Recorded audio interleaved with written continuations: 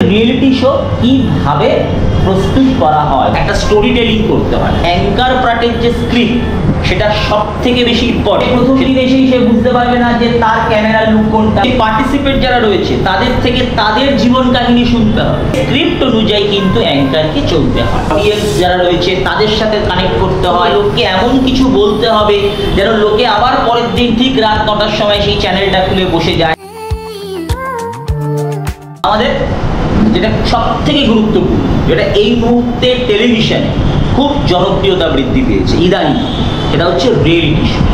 আজকে আমরা বাংলা কেন, হিন্দি কেন, আমরা ন্যাশনাল চ্যানেলগুলোতেও কিন্তু আমরা রিয়েলিটি শো দেখি। রিয়েলিটি শো এই মুহূর্তে দর্শকদের একটা বলতে পারো খুব ভালো লাগার একটা প্রোগ্রাম বা ভালো লাগার একটা সাবজেক্ট, যেখানে আমরা গান বলো, বিভিন্ন রকম জেনারেল নলেজ বলো, নাচ বলো, মানে মানুষের কারোর মধ্যে যদি কোনো প্রতিভা থাকে সেই প্রতিভাটাকে রিয়েলিটি শোয়ে কী হয় সেটা বিকশিত হয়, সেটা সারা ভারতের মানুষ সেটাকে তারা দেখে। আজকে রিয়েলিটি শো থেকে অনেক ভালো ভালো সিঙ্গার, আজকে আমরা অরিজিৎ সিং থেকে শুরু করে অনেক ভালো ভালো সিঙ্গার রয়েছে, তাদেরকে কিন্তু আমরা রিয়েলিটি শোয়ের মাধ্যমে আমরা পেয়ে। আজকে রিয়েলিটি শো কীভাবে প্রস্তুত করা হয় বা রিয়েলিটি শো কেন তোমাদের ক্যালকাটা ইউনিভার্সিটি দিয়েছে, ক্যালকাটা ইউনিভার্সিটিতে কেন রিয়েলিটি শোকে নবতম সংযোজন করা হয়েছে ক্যালকাটা ইউনিভার্সিটি মানে সিলেবাস, এটা সবার প্রথমে জানতে হবে। যে প্র্যাকটিক্যালি তোমরা আগামী দিনে রিয়েলিটি শো করবে, তোমরা রিয়েলিটি শোয়ের ব্যাক স্টেজে থাকবে। আমি একটা সময় তোমাদের এইমাত্র বলছিলাম যে আমি অনেকগুলো রিয়েলিটি শোয়ের সাথে যুক্ত ছিলাম। রিয়েলিটি শো আমরা দেখেছি কীভাবে রিয়েলিটি শো হয়, তার একটা আলাদা স্ক্রিপ্ট হয়, অ্যাঙ্কার পার্টের একটা স্ক্রিপ্ট হয়, একটা স্টোরি টেলিং করতে হয়। দেখবে রিয়েলিটি শোতে যদি অ্যাঙ্কার এসেই যদি বলে নমস্কার আপনারা দেখছেন জি বাংলা আর আপনাদের সাথে রয়েছে আমি সৌরভ গাঙ্গুলি, শুরু করছি দাদাগিরি, কেউ দেখবে না। প্রত্যেকে কী চায়? প্রত্যেকে চায় সেই ব্যক্তি তার লাইফের কিছু স্টোরি শুনতে, তার কিছু জীবন কাহিনী শুনতে। ধরো তুমি আজকে সৌরভ গাঙ্গুলির দাদাগিরিতে চান্স পেয়েছো, বা তুমি আজকে ড্যান্স বাংলা ড্যান্সে মিঠুন চক্রবর্তীর প্রোগ্রামে তুমি সুযোগ পেয়েছো, তুমি কি শুধু ওইটুকুনির জন্যই যাবে? না, তুমি চাইবে আজকে সৌরভ গাঙ্গুলির জীবন কাহিনী শুনতে। তুমি চাইবে আজকে এটাই যদি সৌরভ গাঙ্গুলির জায়গায় অমিতাভ বচ্চন করতো, কৌন বনেগা করোড়পতি, তুমি তার জীবন কাহিনী শুনবে। এবং তারাও চাইবে দর্শককে এন্টারটেইন করার জন্য। সেখানে মূলত হচ্ছে অ্যাঙ্কার পার্টের যে স্ক্রিপ্ট সেটা সব থেকে বেশি ইম্পর্টেন্ট, সেটাতে গুরুত্ব দিতে হয়, জোর দিতে হয়। দেখো সৌরভ গাঙ্গুলি একজন খুব ভালো ক্রিকেটার, অমিতাভ বচ্চন একজন খুব ভালো সিনেমায় অভিনেতা, আজকে মিঠুন চক্রবর্তী একজন ভালো অভিনেতা।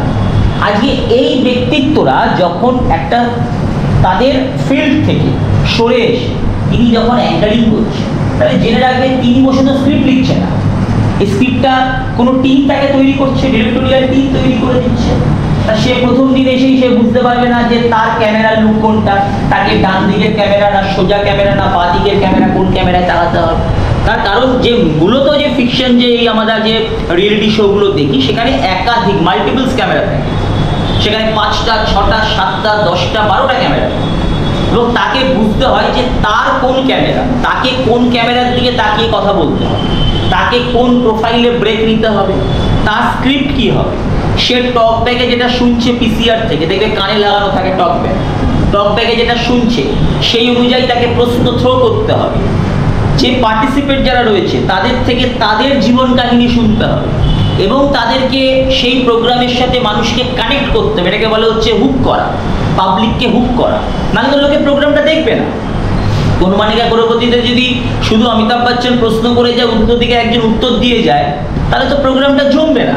তো এই বিষয়গুলো এগুলো প্রত্যেকটা কিন্তু একটা রান অর্ডারের মতো সাজানো থাকে, এটাকে আমরা বলি রান অর্ডার, যেটা প্রত্যেকটা ডিরেক্টোরিয়াল বা ডিরেক্টরের যারা অ্যাসিস্ট্যান্ট তাদের কাছে একটা স্ক্রিপ্ট থাকে, সেই স্ক্রিপ্ট অনুযায়ী কিন্তু অ্যাঙ্কারকে চলতে হয়।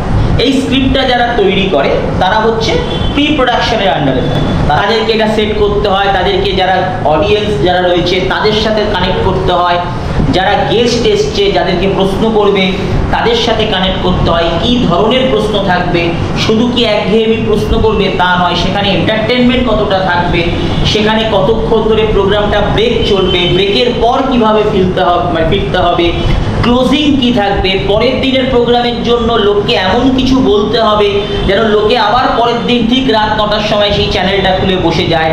যিনি অ্যাঙ্কার রয়েছেন তার লাইফের কিছু স্টোরি বলতে হবে। এগুলো প্রত্যেকটা দিয়ে কিন্তু দর্শকের এঙ্গেজমেন্ট বাড়াতে হবে, নাহলে তো লোকে সেই প্রোগ্রামটা দেখবে না। তাই না? তো এটাই হচ্ছে কিন্তু মূলত রিয়েলিটি শো এর ফান্ডা।